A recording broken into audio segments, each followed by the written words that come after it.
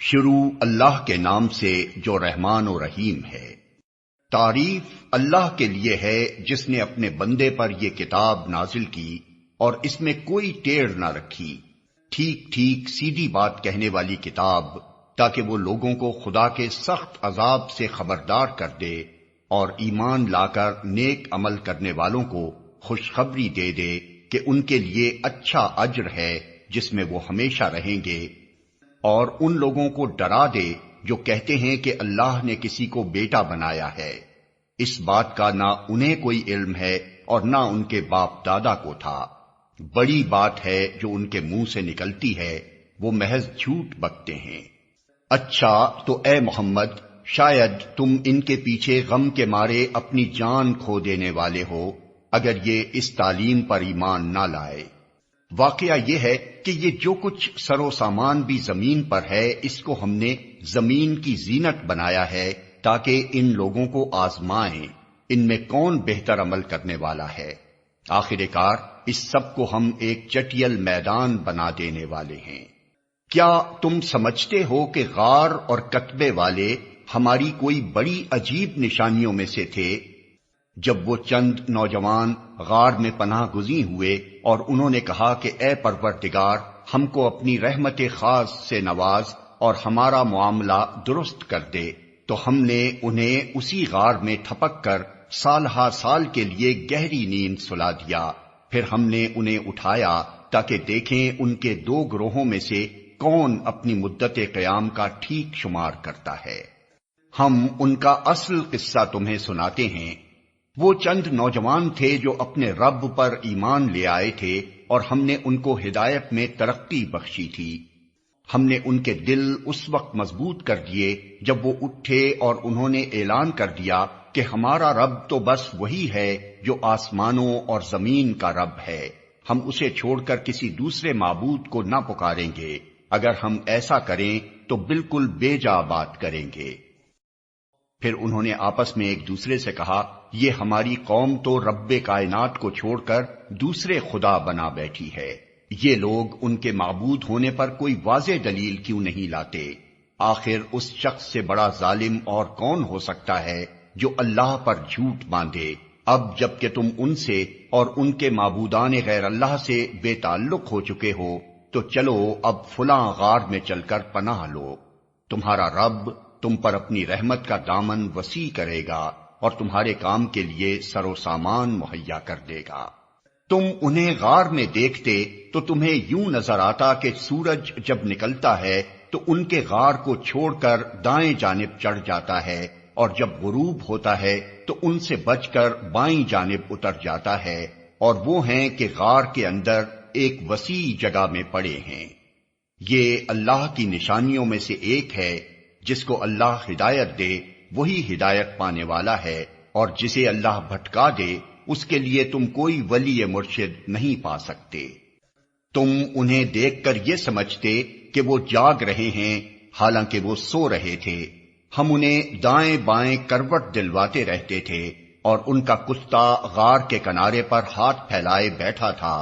اگر تم کہیں جھانک کر انہیں دیکھتے تو الٹے پاؤں بھاگ کھڑے ہوتے اور تم پر ان کے نظارے سے دہشت بیٹھ جاتی۔ اور اسی عجیب کرشمے سے ہم نے انہیں اٹھا بٹھایا تاکہ ذرا آپس میں پوچھ گچھ کریں۔ ان میں سے ایک نے پوچھا، کہو کتنی دیر اس حال میں رہے؟ دوسروں نے کہا، شاید دن بھر یا اس سے کچھ کم رہے ہوں گے۔ پھر وہ بولے، اللہ ہی بہتر جانتا ہے کہ ہمارا کتنا وقت اس حالت میں گزرا۔ چلو اب اپنے میں سے کسی کو چاندی کا یہ سکہ دے کر شہر بھیجیں اور وہ دیکھے کہ سب سے اچھا کھانا کہاں ملتا ہے، وہاں سے وہ کچھ کھانے کے لیے لائے، اور چاہیے کہ ذرا ہوشیاری سے کام کرے، ایسا نہ ہو کہ وہ کسی کو ہمارے یہاں ہونے سے خبردار کر بیٹھے۔ اگر کہیں ان لوگوں کا ہاتھ ہم پر پڑ گیا تو بس سنسار ہی کر ڈالیں گے، یا پھر زبردستی ہمیں اپنی ملت میں واپس لے جائیں گے، اور ایسا ہوا تو ہم کبھی فلاح نہ پا سکیں گے۔ اس طرح ہم نے اہل شہر کو ان کے حال پر مطلع کیا تاکہ لوگ جان لیں کہ اللہ کا وعدہ سچا ہے، اور یہ کہ قیامت کی گھڑی بے شک آ کر رہے گی۔ مگر ذرا خیال کرو کہ جب سوچنے کی اصل بات یہ تھی اس وقت وہ آپس میں اس بات پر جھگڑ رہے تھے کہ ان اصحاب کہف کے ساتھ کیا کیا جائے۔ کچھ لوگوں نے کہا ان پر ایک دیوار چن دو، ان کا رب ہی ان کے معاملے کو بہتر جانتا ہے۔ مگر جو لوگ ان کے معاملات پر غالب تھے انہوں نے کہا ہم تو ان پر ایک عبادت گاہ بنائیں گے۔ کچھ لوگ کہیں گے کہ وہ 3 تھے اور چوتھا ان کا کتا تھا، اور کچھ دوسرے کہہ دیں گے کہ 5 تھے اور چھٹا ان کا کتا تھا۔ یہ سب بے تکی ہانکتے ہیں۔ کچھ اور لوگ کہتے ہیں کہ 7 تھے اور 8واں ان کا کتا تھا۔ کہو میرا رب ہی بہتر جانتا ہے کہ وہ کتنے تھے۔ کم ہی لوگ ان کی صحیح تعداد جانتے ہیں، بس تم سرسری بات سے بڑھ کر ان کی تعداد کے معاملے میں لوگوں سے بحث نہ کرو اور نہ ان کے متعلق کسی سے کچھ پوچھو۔ اور دیکھو کسی چیز کے بارے میں کبھی یہ نہ کہا کرو کہ میں کل یہ کام کر دوں گا، تم کچھ نہیں کر سکتے الا یہ کہ اللہ چاہے۔ اگر بھولے سے ایسی بات زبان سے نکل جائے تو فوراً اپنے رب کو یاد کرو اور کہو امید ہے کہ میرا رب اس معاملے میں رشد سے قریب تر بات کی طرف میری رہنمائی فرما دے گا۔ اور وہ اپنے غار میں 300 سال رہے، اور کچھ لوگ مدت کے شمار میں 9 سال اور بڑھ گئے ہیں۔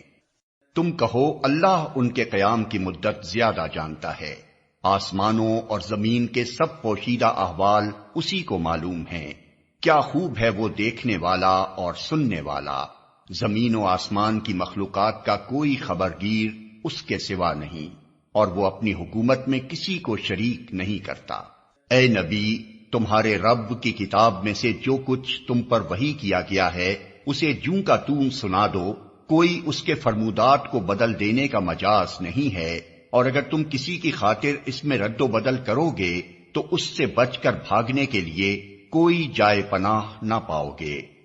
اور اپنے دل کو ان لوگوں کی معیت پر مطمئن کرو جو اپنے رب کی رضا کے طلبگار بن کر صبح و شام اسے پکارتے ہیں، اور ان سے ہرگز نگاہ نہ پھیرو۔ کیا تم دنیا کی زینت پسند کرتے ہو؟ کسی ایسے شخص کی اطاعت نہ کرو جس کے دل کو ہم نے اپنی یاد سے غافل کر دیا ہے، اور جس نے اپنی خواہش نفس کی پیروی اختیار کر لی ہے، اور جس کا طریقہ کار افراط و تفریط پر مبنی ہے۔ صاف کہہ دو کہ یہ حق ہے تمہارے رب کی طرف سے، اب جس کا جی چاہے مان لے اور جس کا جی چاہے انکار کر دے۔ ہم نے انکار کرنے والے ظالموں کے لیے ایک آگ تیار کر رکھی ہے جس کی لپٹیں انہیں گھیرے میں لے چکی ہیں۔ وہاں اگر وہ پانی مانگیں گے تو ایسے پانی سے ان کی تواضع کی جائے گی جو تیل کی تلچھٹ جیسا ہوگا اور ان کا منہ بھون ڈالے گا۔ بدترین پینے کی چیز اور بہت بری آرام گاہ۔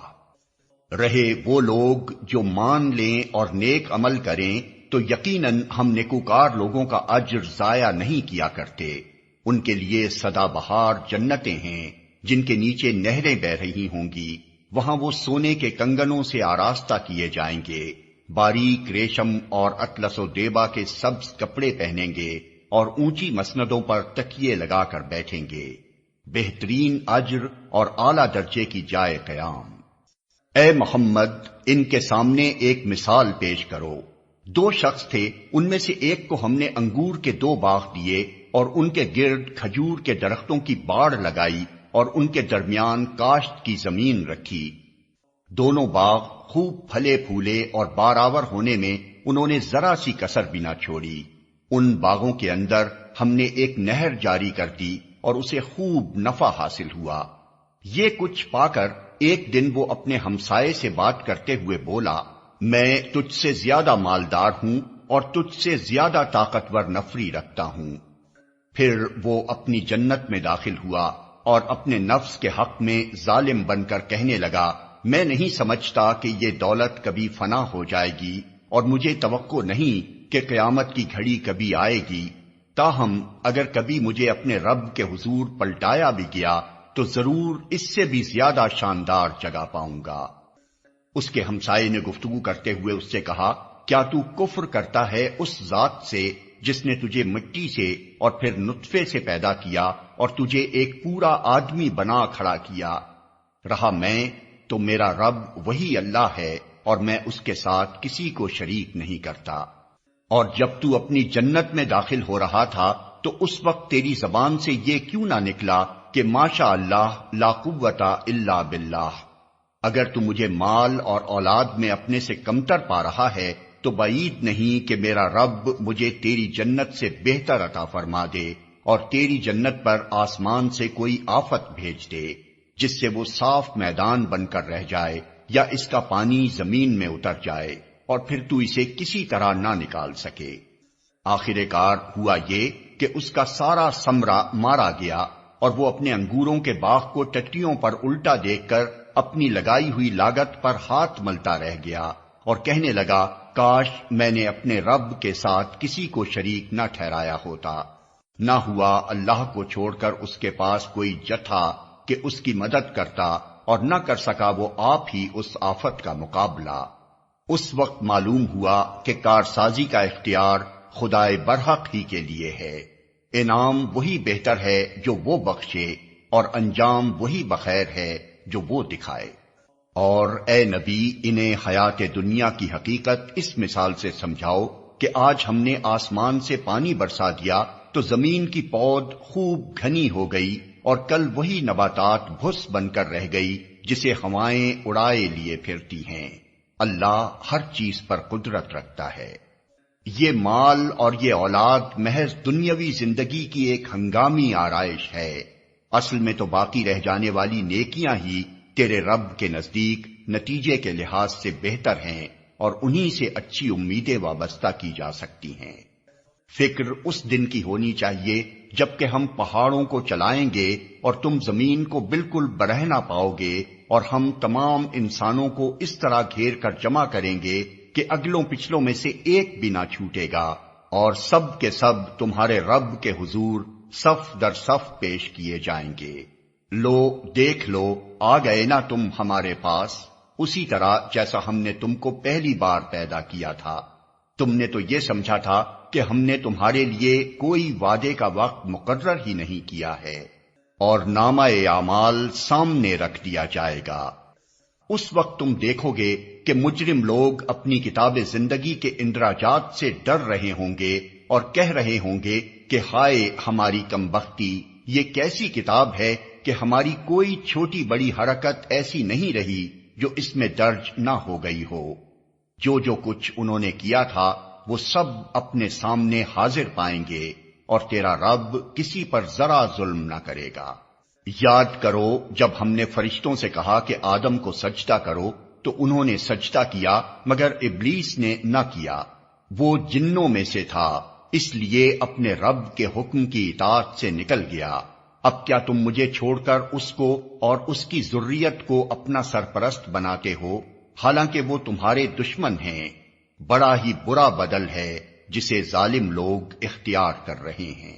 میں نے آسمان و زمین پیدا کرتے وقت ان کو نہیں بلایا تھا اور نہ خود ان کی اپنی تخلیق میں انہیں شریک کیا تھا۔ میرا یہ کام نہیں ہے کہ گمراہ کرنے والوں کو اپنا مددگار بنایا کروں۔ پھر کیا کریں گے یہ لوگ اس روز جبکہ ان کا رب ان سے کہے گا کہ پکارو اب ان ہستیوں کو جنہیں تم میرا شریک سمجھ بیٹھے تھے۔ یہ ان کو پکاریں گے مگر وہ ان کی مدد کو نہ آئیں گے اور ہم ان کے درمیان ایک ہی ہلاکت کا گڑھا مشترک کر دیں گے۔ سارے مجرم اس روز آگ دیکھیں گے اور سمجھ لیں گے کہ اب انہیں اس میں گرنا ہے اور وہ اس سے بچنے کے لیے کوئی جائے پناہ نہ پائیں گے۔ ہم نے اس قرآن میں لوگوں کو طرح طرح سے سمجھایا مگر انسان بڑا ہی جھگڑالو واقع ہوا ہے۔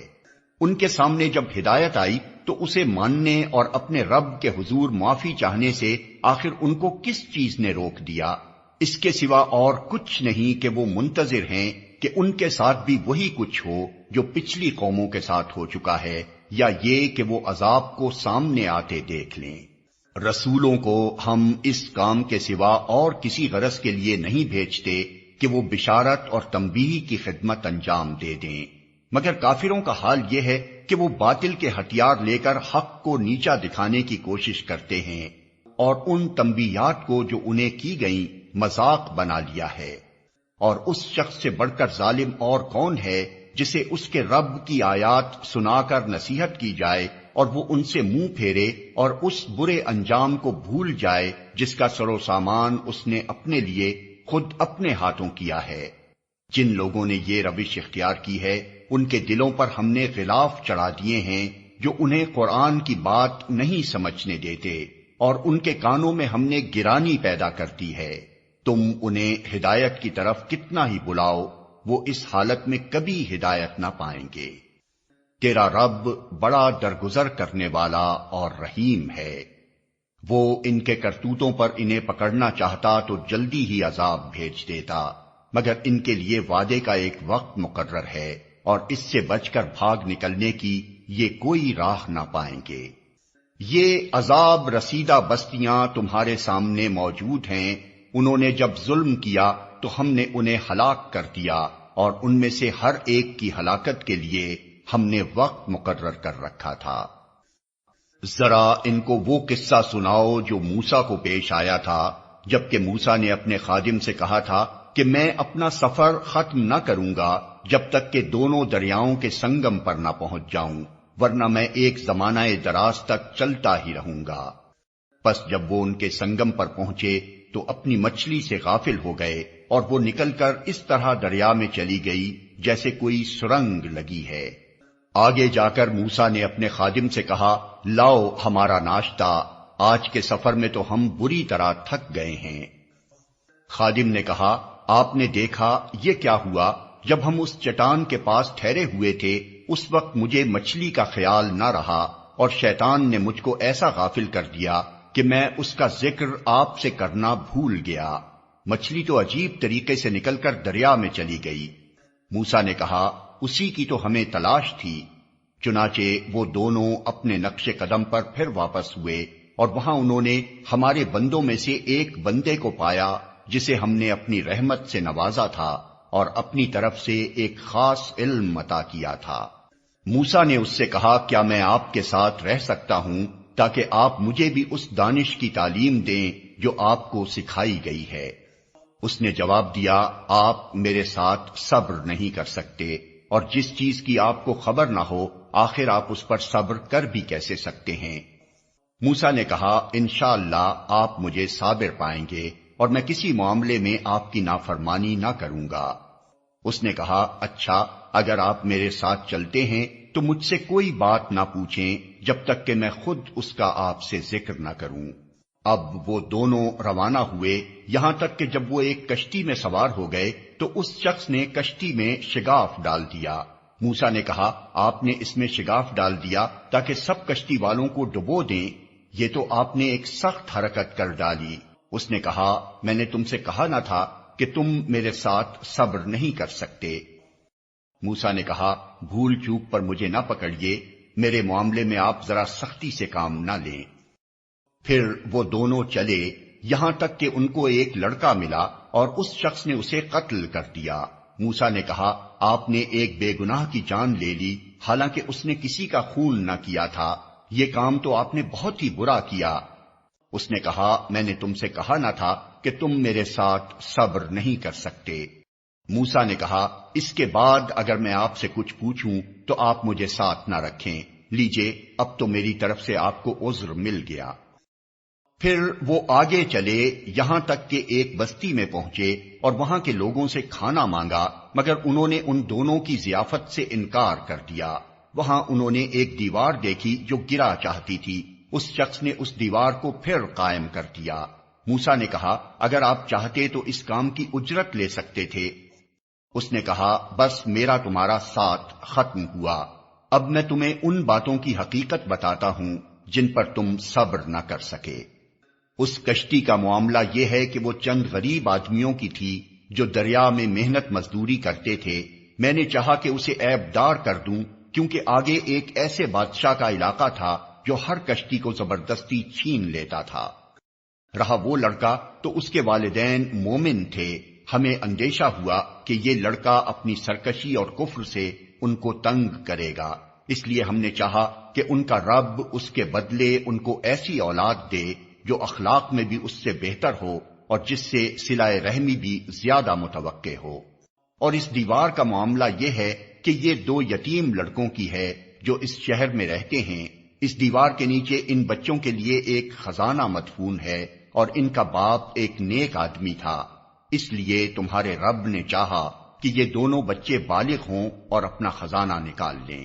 یہ تمہارے رب کی رحمت کی بنا پر کیا گیا ہے، میں نے کچھ اپنے اختیار سے نہیں کر دیا ہے۔ یہ ہے حقیقت ان باتوں کی جن پر تم صبر نہ کر سکے۔ اور اے محمد، یہ لوگ تم سے ذوالقرنین کے بارے میں پوچھتے ہیں، ان سے کہو میں اس کا کچھ حال تم کو سناتا ہوں۔ ہم نے اس کو زمین میں اقتدار عطا کر رکھا تھا اور اسے ہر قسم کے اسباب و وسائل بخشے تھے۔ اس نے پہلے مغرب کی طرف ایک مہم کا سر و سامان کیا، حتیٰ کہ جب وہ غروب آفتاب کی حد تک پہنچ گیا تو اس نے سورج کو ایک کالے پانی میں ڈوبتے دیکھا اور وہاں اسے ایک قوم ملی۔ ہم نے کہا اے ذوالقرنین، تجھے یہ مقدرت بھی حاصل ہے کہ ان کو تکلیف پہنچائے اور یہ بھی کہ ان کے ساتھ نیک رویہ اختیار کرے۔ اس نے کہا جو ان میں سے ظلم کرے گا ہم اس کو سزا دیں گے، پھر وہ اپنے رب کی طرف پلٹایا جائے گا اور وہ اسے اور زیادہ سخت عذاب دے گا، اور جو ان میں سے ایمان لائے گا اور نیک عمل کرے گا اس کے لیے اچھی جزا ہے اور ہم اس کو نرم احکام دیں گے۔ پھر اس نے ایک دوسری مہم کی تیاری کی، یہاں تک کہ طلوع آفتاب کی حد تک جا پہنچا۔ وہاں اس نے دیکھا کہ سورج ایک ایسی قوم پر طلوع ہو رہا ہے جس کے لیے دھوپ سے بچنے کا کوئی سامان ہم نے نہیں کیا ہے۔ یہ حال تھا ان کا، اور ذوالقرنین کے پاس جو کچھ تھا اسے ہم جانتے تھے۔ پھر اس نے ایک اور مہم کا سامان کیا، یہاں تک کہ جب دو پہاڑوں کے درمیان پہنچا تو اسے ان کے پاس ایک قوم ملی جو مشکل ہی سے کوئی بات سمجھتی تھی۔ ان لوگوں نے کہا کہ اے ذوالقرنین، یاجوج اور ماجوج اس سرزمین میں فساد پھیلاتے ہیں، تو کیا ہم تجھے کوئی ٹیکس اس کام کے لیے دیں کہ تو ہمارے اور ان کے درمیان ایک بند تعمیر کر دے؟ اس نے کہا جو کچھ میرے رب نے مجھے دے رکھا ہے وہ بہت ہے، تم بس محنت سے میری مدد کرو، میں تمہارے اور ان کے درمیان بند بنائے دیتا ہوں۔ مجھے لوہے کی چادریں لا کر دو۔ آخر جب دونوں پہاڑوں کے درمیانی خلا کو اس نے پاٹ دیا تو لوگوں سے کہا اب آگ دہکاؤ، حتیٰ کہ جب یہ آہنی دیوار بالکل آگ کی طرح سرخ ہو گئی تو اس نے کہا لاؤ اب میں اس پر پگھلا ہوا تانبا اونڈیلوں گا۔ یہ بند ایسا تھا کہ یاجوج و ماجوج اس پر چڑھ کر بھی نہ آ سکتے تھے اور اس میں نقب لگانا ان کے لیے اور بھی مشکل تھا۔ ذوالقرنین نے کہا یہ میرے رب کی رحمت ہے، مگر جب میرے رب کے وعدے کا وقت آئے گا تو وہ اس کو پیوند خاک کر دے گا، اور میرے رب کا وعدہ برحق ہے۔ اور اس روز ہم لوگوں کو چھوڑ دیں گے کہ سمندر کی موجوں کی طرح ایک دوسرے سے گتھم گتھا ہوں، اور سور پھونکا جائے گا اور ہم سب انسانوں کو ایک ساتھ جمع کریں گے، اور وہ دن ہوگا جب ہم جہنم کو کافروں کے سامنے لائیں گے، ان کافروں کے سامنے جو میری نصیحت کی طرف سے اندھے بنے ہوئے تھے اور کچھ سننے کے لیے تیار ہی نہ تھے۔ تو کیا یہ لوگ جنہوں نے کفر اختیار کیا ہے یہ خیال رکھتے ہیں کہ مجھے چھوڑ کر میرے بندوں کو اپنا کارساز بنا لیں؟ ہم نے ایسے کافروں کی ضیافت کے لیے جہنم تیار کر رکھی ہے۔ اے محمد، ان سے کہو کیا ہم تمہیں بتائیں کہ اپنے اعمال میں سب سے زیادہ ناکام و نامراد لوگ کون ہیں؟ وہ کہ دنیا کی زندگی میں جن کی ساری سعی و جہد راہ راست سے بھٹکی رہی اور وہ سمجھتے رہے کہ وہ سب کچھ ٹھیک کر رہے ہیں۔ یہ وہ لوگ ہیں جنہوں نے اپنے رب کی آیات کو ماننے سے انکار کیا اور اس کے حضور پیشی کا یقین نہ کیا، اس لیے ان کے سارے اعمال ضائع ہو گئے۔ قیامت کے روز ہم انہیں کوئی وزن نہ دیں گے۔ ان کی جزا جہنم ہے، اس کفر کے بدلے جو انہوں نے کیا اور اس مذاق کی پاداش میں جو وہ میری آیات اور میرے رسولوں کے ساتھ کرتے رہے۔ البتہ وہ لوگ جو ایمان لائے اور جنہوں نے نیک عمل کیے، ان کی میزبانی کے لیے فردوس کے باغ ہوں گے جن میں وہ ہمیشہ رہیں گے، اور کبھی اس جگہ سے نکل کر کہیں جانے کو ان کا جی نہ چاہے گا۔ اے محمد، کہو کہ اگر سمندر میرے رب کی باتیں لکھنے کے لیے روشنائی بن جائے تو وہ ختم ہو جائے، مگر میرے رب کی باتیں ختم نہ ہوں۔ بلکہ اگر اتنی ہی روشنائی ہم اور لے آئیں تو وہ بھی کفایت نہ کرے۔ اے محمد کہو کہ میں تو ایک انسان ہوں تم ہی جیسا، میری طرف وحی کی جاتی ہے کہ تمہارا خدا بس ایک ہی خدا ہے۔ پس جو کوئی اپنے رب کی ملاقات کا امیدوار ہو اسے چاہیے کہ نیک عمل کرے اور بندگی میں اپنے رب کے ساتھ کسی اور کو شریک نہ کرے۔